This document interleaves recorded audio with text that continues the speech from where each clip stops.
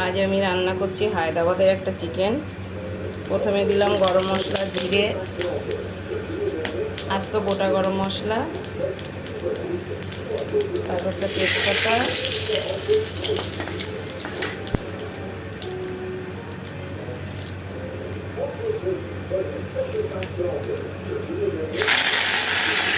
তারপর একটু কারি পাতা,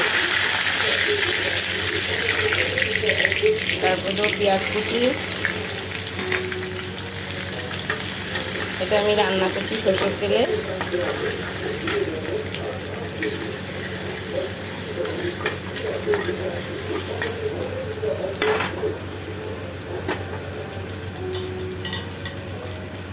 এবার আমি চিকেনটা দিয়ে হালকা একটু ভেজে নেব। চিকেনটা একটু লবণ আর একটু রসুন বাটা দিয়ে মেখে রেখেছিলাম 10 মিনিট।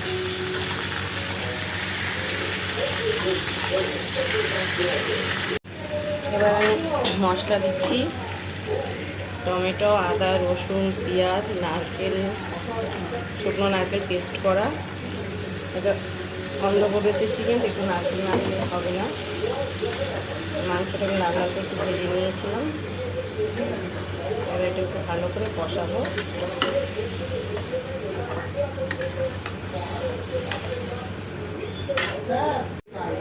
আমি দিচ্ছি একটু শুকনো লঙ্কা, এর মধ্যে কাঁচা লঙ্কা পেস্ট করে দিয়েছিলাম। আর দিচ্ছি ধনের গুঁড়ো আর একটু জিরের গুঁড়ো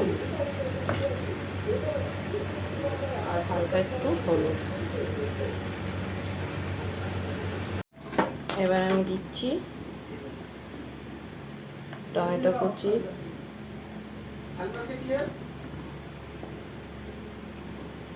একটু পুদিনা পাতা,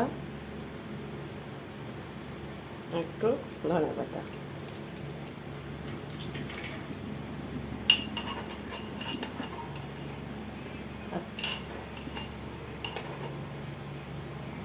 তার সাথে দিচ্ছি একটু থেতো করা কাঁচা লঙ্কা।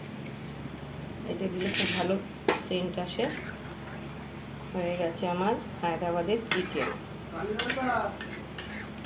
এইভাবে আমি যেভাবে করলাম আপনি একটু করে খেয়ে দেখবেন, খুব ভালো লাগবে। প্লিজ অনুরোধ, আপনারা রান্না করে দেখুন।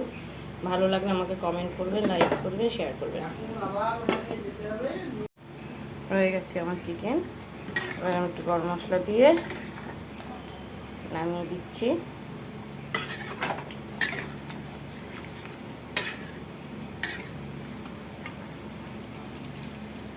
সুন্দর পুদিনা পাতা দেওয়া থেকে সুন্দর গন্ধ বেরিয়েছে।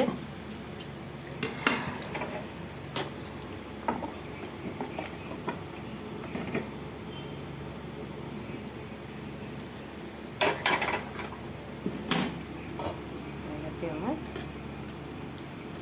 হায়দ্রাবাদের চিকেন।